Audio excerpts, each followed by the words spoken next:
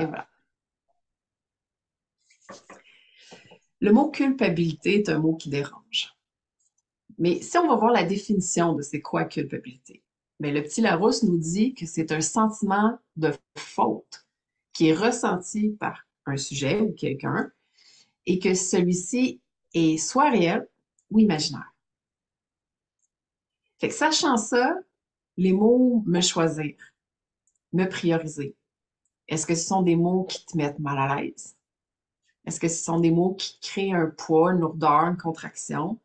Est-ce que c'est des mots qui, justement, fait réveiller le sentiment de faute, ressenti, réel, peut-être imaginaire? D'expérience en coaching, me choisir et me prioriser, est souvent associé à culpabilité.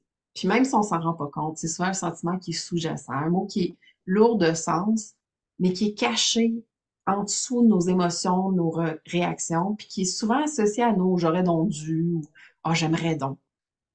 Puis ça laisse un goût amer sur les choix qui ont été faits et ça peut aussi brimer la confiance dans notre capacité à faire des choix dans le futur. Hmm. Alors, ici Martine et Suzanne, nous sommes soul designers et coach de vie. On accompagne ceux qui sont all-in à créer avec intention une vie connectée au rythme et à l'expression de leur âme. Donc, pourquoi c'est si difficile de se prioriser? Quand on prend du temps pour soi, on vient inévitablement cadrer nos masques, les masques d'ailleurs qu'on vous a présentés dans l'une de nos capsules, soit le masque de protection, de loyauté et de relation. Beaucoup de culpabilité, c'est issu du non-dit. On ne se le dit pas, on le cache, on la cache en dessous du tapis. Puis, ça fait partie de nos mœurs et coutumes dans notre société. Puis, ça crée du recul, c'est mal vu, c'est caché. Mais toutes nos plusieurs réactions, il y a la culpabilité qui est sous-jacente. Hmm. Puis quand on parle de sous-jacent ou dans le non-dit, ben c'est quoi ce que ça veut dire dans notre quotidien? Ben, dans notre société, il y a quand même trois sources assez souvent qu'on va toucher par rapport à la culpabilité. La première, c'est la survalorisation du don de soi ou du prendre soin de l'autre.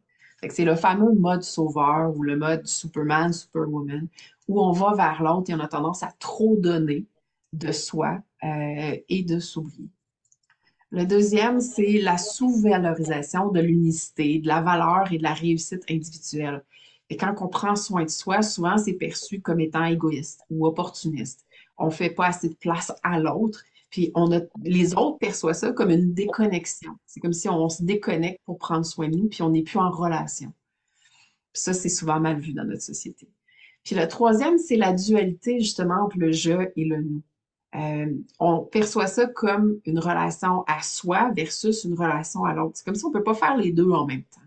Mais le vrai point d'équilibre où une relation est nourrissante, c'est quand la relation est un et l'autre. C'est-à-dire que je vais être en relation avec moi pour être en relation avec l'autre. Donc, les priorités du je, donc ce que moi j'ai besoin, ce que je veux exprimer, ce que je veux faire, ce que je veux réussir, ce que je veux contribuer, doit exister dans le nous pour que ça soit bon pour moi, mais c'est aussi tout mon je que j'investis dans le nous pour que ça soit bon pour nous. Mhm. Et maintenant, comment se détacher de cette culpabilité-là? Première des choses, te rappeler que les choix que tu as faits ont été en fonction du contexte, des ressources que tu avais, de l'information que tu avais au moment que tu as pris la décision, à ce moment-là. Puis, bien sûr, s'il y a une espèce de culpabilité qui émerge aujourd'hui, c'est que tu veux faire différent maintenant.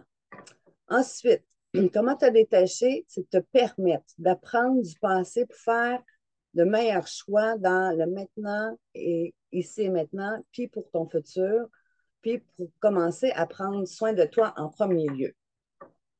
Et troisièmement, comment te détacher de la culpabilité, c'est de reconnaître en ce moment, dans ta transition, tu vas porter de nouveaux choix qui, bien sûr, ça va avoir un impact dans ton environnement, dans tes relations, donc dans les masques que tu as utilisés dans le passé.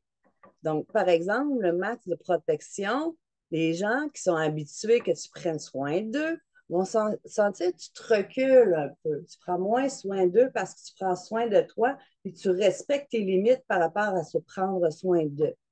Ensuite, dans le deuxième masque, au niveau du masque de la loyauté, les gens avec qui tu es ou tu étais engagé vont avoir l'impression que tu changes de direction, puis même voir de comportement. Tu n'agis pas de la même façon avec eux. Et ensuite, le masque de la relation, les gens vont constater que tes priorités ont changé, incluant la relation avec eux.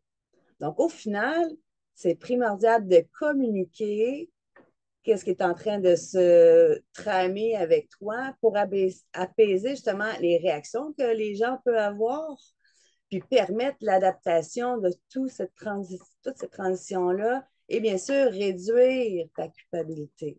Mm. Donc, enfin, c'est affirmer que ce que tu cherches à créer pour toi, pour ton épanouissement, dans tes mots, à ta façon, avec tous tes nouveaux choix, puis avec ta nouvelle posture, tes nouveaux gestes que tu vas mettre en place. Mm. Donc, on est un peu curieux. Est-ce que toi, tu es prête à te détacher de la culpabilité et à dire oui à je me choisis, je me priorise? Si c'est le cas, ben, tu peux marquer un 1 dans la réponse à notre vidéo ou encore nous partager un emoji qui te fait dire oui, je suis prête. Puis, si jamais tu as des doutes, si tu as besoin d'aide, ben, on a un beau guide pour toi, les 4 piliers d'un switch de vie, qui est là pour t'aider à débloquer ce qui t'empêche de te réaliser dans ta nouvelle vie, dans ton switch de vie, que tu peux aussi télécharger puis aller visionner. Comme toujours, on vous invite à cliquer j'aime et à vous abonner à notre page pour pouvoir le partager à ceux qui pourront en bénéficier, parce que plus il y a de monde qui nous aime, plus il y a de monde qui va nous voir aussi. Et soit à l'affût de notre prochaine vidéo. Bonne journée!